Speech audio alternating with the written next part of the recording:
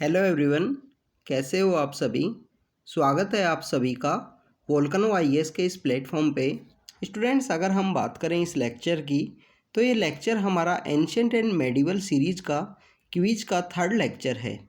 Students, ancient and medieval series की इस quiz के थ्रू अभी तक हमने 2 लेक्चर्स डिस्कस किए हैं, जिसके अंदर में जो एंशिएंट एंड मेडिवल सीरीज़ के जो क्वेश्चंस हैं उनको यहाँ पे बताया गया है। क्वेश्चन से रिलेटेड जो इन्फॉर्मेशन है, जो एक्स्ट्रा इन्फॉर्मेशन है, उसके बारे में यहाँ पे डिस्कस किया जाता है। इसके अलावा अगर हम बात करें स्टूडेंट्स, इन क्विज का जो डिस्कशन होता है, जैसे हमारा जो डेली क्विज का जो कॉन्सेप्ट है, जिसके अंदर हम करंट अफेयर से रिलेटेड और अगर हम बात करें जो स्टैटिक पार्ट है, इससे रिलेटेड क्वेश्चंस को वहाँ पे रखते हैं। तो जब भी आप कोई भी क्विज है, कोई भी टेस्ट सीरीज है, उसको जब आप डिस्कस करते हो तो स्टूडेंट्स आपको उसके थ्रू, एक क्वेश्चन के थ्रू आपको बहुत सारे जो कॉन्सेप्ट्स हैं वो आपको जानने को मिलेंगे कि जो क्वेश्चन जो दिया गया है, जो स्टेटमेंट जो दिए गए हैं, इसमें से कौन कौन सा जो स्टेटमेंट है वो करेक्ट है। अगर कोई स्टेटमेंट इनकरेक्ट है तो इनकरेक्ट क्यों है, इनकरेक्ट के लिए कोई ये क्या उस स्टेटमेंट को किसी दूसरा जो किंगडम है, डायनेस्टी है, उसके बारे में बताया गया है। तो इस तरीके से आपको जो क्वेश्चंस हैं उसके थ्रू काफ़ी कुछ सीखने को मिलता है। इसलिए आप जो भी ये क्विज हैं, जो भी आप देखते हो, किसी भी इंस्टीट्यूट का जो देखते हो, तो उसको आप अच्छे से रिवाइज कीजिए, अच्छे से उसको लिखिए, उसको नोट डाउन कीजिए, क्योंकि ये आपको आपकी प्रिपरेशन में काफ़ी ज़्यादा हेल्प करेगा। स्टूडेंट्स, तो समय ना वेस्ट करते हुए आज का जो क्विज है उसको स्टार्ट करते हैं, हमारे इस एंशिएंट मेडिवल हिस्ट्री के क्विज को। अगर हम बात करें स्टूडेंट्स पहले क्वेश्चन की, फर्स्ट क्वेश्चन की, तो यहाँ पे चैतन्य महाप्रभु के बारे में पूछा गया है। स्टूडेंट्स, जब भी कोई ऐसे पर्सनैलिटी से रिलेटेड क्वेश्चन होता है तो आपको पता होना चाहिए पर्सनैलिटी का जो जन्म है वो कब हुआ था, पर्सनैलिटी का जो एरिया है, कौन से एरिया से वो बिलोंग किया करते थे, उनके द्वारा कौन कौन से ऐसे इंस्टीट्यूशन हैं या ऐसा कोई रिफॉर्म है जो चेंज है वो लाने की कोशिश की गई उनके द्वारा, तो उन सब के बारे में आपको पता होना चाहिए। चैतन्य महाप्रभु के बारे में आपको पता होगा स्टूडेंट्स कि इनके बारे में यूपीएससी के द्वारा जो सिविल सर्विस का मेंस का पेपर होता है उसके अंदर भी इनके बारे में पूछ लिया गया था। 2018 और 19 के समय में इनके बारे में पूछा गया है। तो इस तरीके से जो पर्सनैलिटीज़ हैं जो न्यूज़ के अंदर होते हैं या उनके 100 ईयर या 50 ईयर्स कंप्लीट हुए हैं, तो उस समय में यूपीएससी के द्वारा उनसे काफ़ी बार क्वेश्चंस पूछ लिए जाते हैं। सबसे पहले अगर हम बात करें चैतन्य महाप्रभु की, जो चैतन्य महाप्रभु का जो टाइम पीरियड है सबसे पहले हमको वो पता होना चाहिए। तो चैतन्य महाप्रभु का जो बर्थ है वो 1486 से, और जो 1534 का जो समय है उस समय में ये यहाँ पे इंडिया के अंदर में बंगाल वाले रीजन के अंदर में ये होते हैं, और वैष्णव रिफॉर्म से रिलेटेड है, भक्ति रिफॉर्म से रिलेटेड है। अगर हम बात करें जो सगुन भक्ति है, सगुन भक्ति के ये सेंट थे। तो स्टूडेंट, सबसे पहले आप देखिए 1486 से लेकर 1534 तक ये रहे हैं। तो इस समय में आप देखिए कि 1526 के समय में बैटल ऑफ पानीपत होती है, फर्स्ट बैटल ऑफ पानीपत, जिसके अंदर बाबर यहाँ पे लड़ाई लड़ते हैं लोधी डायनेस्टी के जो रूलर होते हैं उनसे, और यहाँ पे मुग़ल डायनेस्टी इस्टेब्लिश हो जाती है इंडिया के अंदर में। तो एक बार 2014 के समय में सिविल सर्विस के प्रीलिम्स के अंदर में ये क्वेश्चन पूछ लिया गया था कि बाबर के समय में कौन कौन से ये लोग हैं वो उनके कंटेम्प्रेरी हैं। तो इस तरीके से आपको पता होना चाहिए चैतन्य महाप्रभु भी बाबर के समय में थे, एग्जिस्ट किया करते थे, तो उस समय के कंटेम्प्रेरी हैं। तो भक्ति रिफॉर्म के ये सेंट थे, जो सगुन भक्ति है उसके ये सेंट हुआ करते थे। पंजाब वाले स्टेट से ये नहीं हुआ करते थे, ये बिलोंग किया करते थे, जो बंगाल का जो रीजन है वहाँ से ये बिलोंग किया करते थे। जो नवाद्वीप है, नवाद्वीप जिसको बोलते हैं, बंगाल के अंदर एक रीजन है, वहाँ पे इनका जन्म हुआ था। इसके अलावा इनको केशव भारती के ये शिष्य थे, केशव भारती इनके गुरु थे, उनसे इन्होंने काफ़ी कुछ सीखा है भक्ति रिफॉर्म से रिलेटेड। कीर्तन जो कॉन्सेप्ट है, भजन कीर्तन आपने सुना होगा, कीर्तन को इन्होंने पहली बार भक्ति के अंदर इंट्रोड्यूस किया था, इनके द्वारा इंट्रोड्यूस किया गया था। तो स्टूडेंट, सेकंड स्टेटमेंट जो है वो करेक्ट है। इसके अलावा अगर हम बात करें जो चैतन्य महाप्रभु के द्वारा जो वैष्णव संप्रदाय है, जो वैष्णव संप्रदाय है, वैष्णव सेक्ट है, उसके जिस फॉर्म को प्रोपोगेट किया गया, जिस फॉर्म को इनके द्वारा बढ़ाया गया, उसको हम गौदिक वैष्णविज्म भी बोला जाता है उसको यहाँ पे। जो चैतन्य महाप्रभु के द्वारा प्रमोट किया गया। तो स्टूडेंट चैतन्य महाप्रभु का टाइम पीरियड आपको पता होना चाहिए। केशव भारती के ये शिष्य थे। इसके अलावा इन्होंने जो बंगाल और उड़ीसा के जो रीजन के अंदर वैष्णव का जो है, वैष्णव जो सेक्ट है उसको प्रीच किया है। कीर्तन को इनके द्वारा इंट्रोड्यूस किया गया भक्ति के अंदर में। सगुण भक्ति के ये सेंट हुआ करते थे। कभी कभी ये क्वेश्चन पूछ लिया जाएगा कि क्या सगुण भक्ति से रिलेटेड थे या निर्गुण भक्ति से रिलेटेड थे। तो आपको सगुण भक्ति और निर्गुण भक्ति है, इसके बीच में जो डिफरेंसेस हैं उनके बारे में आपको पता होना चाहिए। तो यहाँ पे जो स्टेटमेंट है, ओनली 2 स्टेटमेंट करेक्ट है। फर्स्ट स्टेटमेंट क्यों नहीं करेक्ट है? क्योंकि ये बंगाल से रिलेटेड थे, चैतन्य महाप्रभु पंजाब से नहीं थे। स्टूडेंट्स अगर हम बात करें सेकंड क्वेश्चन की, second question is about the slave dynasty. तो स्लेव डायनेस्टी के रिलेटेड कुछ यहाँ पे स्टेटमेंट दिए गए हैं, उनके बारे में यहाँ पे बात की गई है। तो यहाँ पे पूछा गया है it was also known as the Mamluk dynasty. तो स्टूडेंट्स जो स्लेव जो वर्ड है उसको अगर हम अरेबिक लैंग्वेज के अंदर यूज़ करें, अरेबिक लैंग्वेज के अंदर बताएं, तो उसको वर्ड का जो मीनिंग होता है वो होता है ममलूक। ममलूक बोला जाता है स्लेव लोगों को अरेबिक भाषा के अंदर में। तो इसके जो फाउंडर थे, कुतुबुद्दीन ऐबक को इनका फाउंडर माना जाता है स्लेव डायनेस्टी को। इसी वजह से जो स्लेव हुआ करते थे, इसी वजह से ये जो स्लेव डायनेस्टी है इसको ममलूक डायनेस्टी के नाम से भी जाना जाता था। इसके जो फाउंडर थे वो स्लेव थे मोहम्मद गोरी के। तो स्टूडेंट ये सेकंड स्टेटमेंट है वो भी करेक्ट है कि जो कुतुबुद्दीन ऐबक हैं वो मोहम्मद गोरी के स्लेव होते हैं। फिर मोहम्मद गोरी की डेथ हो जाती है 1206 के समय में। अगर हम बात करें मोहम्मद गोरी की, तो मोहम्मद गोरी वही हैं जिन्होंने 1191 और 1192 में जो बैटल ऑफ तराइन है, जिसको यहाँ पे लड़ते हैं पृथ्वीराज चौहान के साथ में, फर्स्ट बैटल में डिफीट हो जाते हैं बट सेकंड बैटल में ये जीत जाते हैं और यहाँ मोहम्मद गोरी का जो रूल है वो इस्टेब्लिश होता है। बट मोहम्मद गोरी कंटिन्यू यहाँ पे अपने जो सेंट्रल एशिया है उससे इंगेज होते हैं। 1206 के समय में, 1206 के समय में मोहम्मद गोरी की डेथ हो जाती है और डेथ के बाद में जानने को मिलता है कि यहाँ पे इनका कोई भी, यहाँ इनका जो नेक्स्ट जनरेशन जो इनको टेक ओवर कर सके वो नहीं था, इनका कोई भी बेटा नहीं था। तो इस वजह से यहाँ पे इनके जो स्लेव होते हैं कुतुबुद्दीन ऐबक, वो यहाँ पे टेक ओवर करते हैं। 1206 से लेकर 1210 तक ये यहाँ पे रूल करते हैं। 1206 से लेकर 1210 तक रूल करते हैं कुतुबुद्दीन ऐबक। कुतुबुद्दीन ऐबक के बारे में हमको जानने को मिलता है कि इन्हीं के फिर एक स्लेव होते हैं जिनको ये अपना दामाद बनाते हैं। इनके बाद में वो रूल करने के लिए आते हैं जिनको इल्तुतमिश कहा जाता है। वो 1211 से लेकर 1236 तक रहते हैं। उसके बाद में उन्हीं की भी एक बेटी होती हैं रजिया सुल्तान, पहली महिला शासक आती हैं जो हो दिल्ली सल्तनत के समय में। तो ये कुछ हमको जानने को मिलता है स्लेव डायनेस्टी के समय में। अगर हम इसके फाउंडर की बात करें कुतुबुद्दीन ऐबक की, तो कुतुबुद्दीन ऐबक के द्वारा क़ुव्वत उल इस्लाम जो मॉस्क्यू है उसको स्टार्ट किया गया। 2.5 दिन का झोंपड़ा जो अजमेर राजस्थान के अंदर लोकेटेड है उसका जो कंस्ट्रक्शन है स्टार्ट किया गया। इसके अलावा जो कुतुब मीनार है उसका जो कंस्ट्रक्शन है वो भी स्टार्ट किया गया।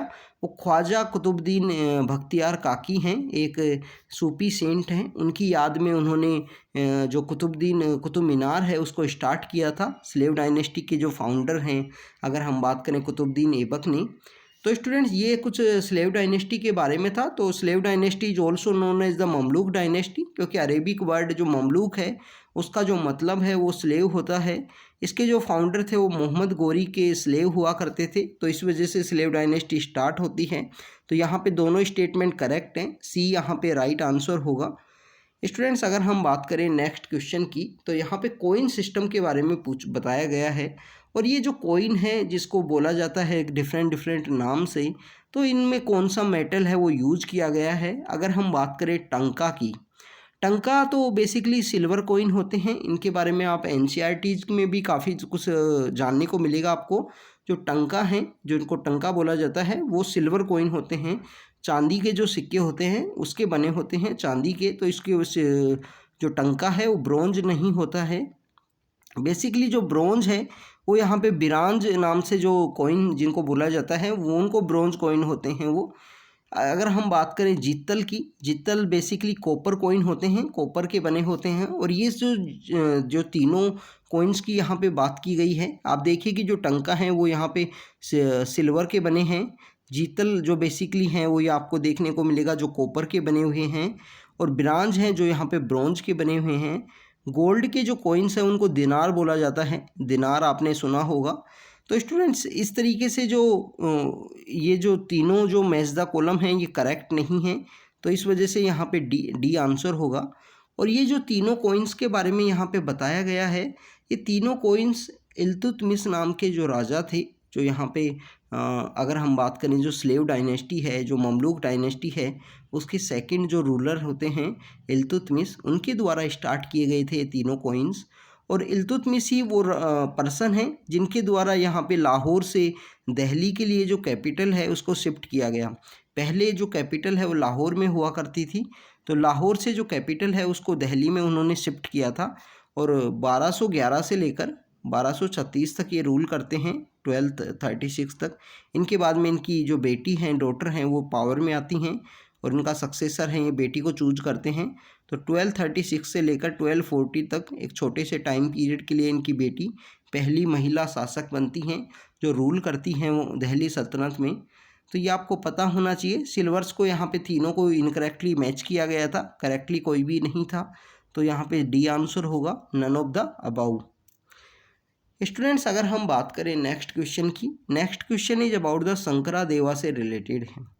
शंकर देव के बारे में अगर हम बात करें तो ये जो नियो वैष्णव मूवमेंट है, जो वैष्णव संप्रदाय है, वैष्णव सेक्ट है। वैष्णव सेक्ट बेसिकली वो हैं जो भगवान विष्णु हैं, उनके जो डिफरेंट सेक्ट हैं, जो लॉर्ड विष्णु के अलग अलग सेक्ट हैं, उनको डिफरेंट जो फॉर्म हैं, जो रूप हैं, उनको यहाँ पे पूजा करते हैं, उनको यहाँ पे प्रमोट करते हैं। तो उसको जो नए तरीके से उसको जिस तरीके से प्रोपोगेट किया गया, प्रचारित किया गया शंकर देव के द्वारा, तो शंकर देव बेसिकली वो यहाँ पे अगर हम बात करें वैष्णव संप्रदाय, वैष्णव सेक्ट से रिलेटेड हैं।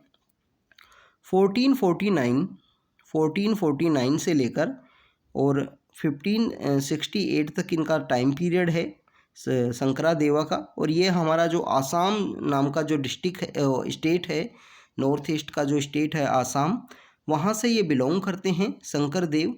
अगर हम बात करें कि उनके द्वारा इनमें से कौन कौन सा जो कॉन्सेप्ट है वो स्टार्ट किया गया, तो भोर गीत, बेसिकली भोर गीत स्पिरिचुअल म्यूजिक है, उनको इनके द्वारा स्टार्ट किया गया था। अगर हम बात करें भोना, तो यहाँ पे जो आसामीज़ भोना के नाम से जाना जाता है, जिसको बेसिकली एक थिएटिकल परफॉर्मेंस है, थिएटर के अंदर जो परफॉर्मेंस करते हैं उससे रिलेटेड है। मोनेस्टिक अगर डांसेज की बात करें तो यहाँ पे सट्रिया नाम का एक डांस है जो इनके द्वारा, शंकर देव के द्वारा स्टार्ट किया गया है।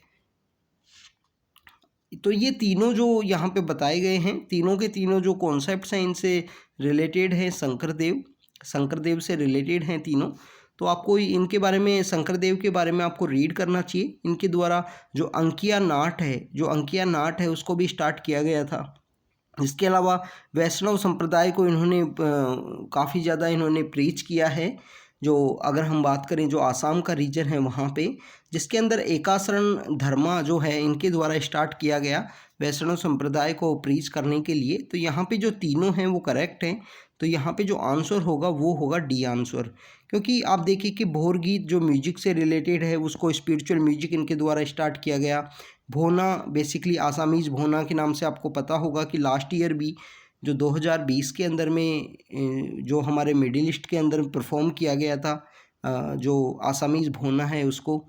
इसके अलावा जो मोनेस्टिक डांसेज हैं जिसमें सट्रिया डांस जो बाद में क्लासिकल डांस के रूप में रिकॉग्नाइज किया गया है, वो भी यहाँ पे स्टार्ट किया गया है शंकर देव के द्वारा। तो यहाँ पे डी आंसर होगा। स्टूडेंट्स अगर हम बात करें नेक्स्ट क्वेश्चन की, next question is about the Kandahar inscription से रिलेटेड है। कांधार इंस्क्रिप्शन के बारे में आपको पता होगा कि ये अशोक के द्वारा स्टार्ट किया गया था। अशोक के द्वारा कुछ मेजर एडिक्ट्स हैं, कुछ स्मॉल यहाँ पे पिलर्स हैं, उनको भी यहाँ पे स्टार्ट किया गया। अशोक वो पहला राजा था जिनके द्वारा जो पिलर्स हैं उनके द्वारा जो अपनी प्रजा है उससे बात की जाती थी। पिलर्स के द्वारा अपना एक संदेश है वो यहाँ पे पहुँचाया करते थे। अलग अलग पिलर्स के ऊपर में जो अशोक हैं उनके द्वारा अपने जो डिफरेंट जो सिनोनिम हैं, जो नाम हैं, उनको भी लिखा गया है। उसके बारे में भी आपको पता होना चाहिए। यूपीएससी के द्वारा अशोक हुआ, अकबर हुआ, ऐसे जो फेमस किंग्स हैं, जो फेमस जो किंग रहे हैं जिनका टाइम पीरियड काफ़ी रहा है, तो उनके द्वारा काफ़ी ज़्यादा क्वेश्चंस पूछे जाते हैं यूपीएससी के द्वारा। तो कांधार इंस्क्रिप्शन की अगर हम बात करें, जो अशोका के द्वारा कंस्ट्रक्ट किया गया था, प्रेजेंट समय में ये अफ़गानिस्तान का जो रीजन है, अफ़गानिस्तान जो है वहाँ पे ये लोकेटेड है। तो वहाँ पे कौन कौन सी जो लैंग्वेज है, जो स्क्रिप्ट है, उसको यूज किया गया है, उसकी यहाँ पे बात की गई है। तो स्टूडेंट्स, जो कांधार इंस्क्रिप्शन है उसके अंदर हमको जो मल्टीलिंग्विस्टिक जो स्क्रिप्ट है वो देखने को मिलती है। दो यहाँ पे स्क्रिप्ट हैं जिनको यूज़ किया गया है।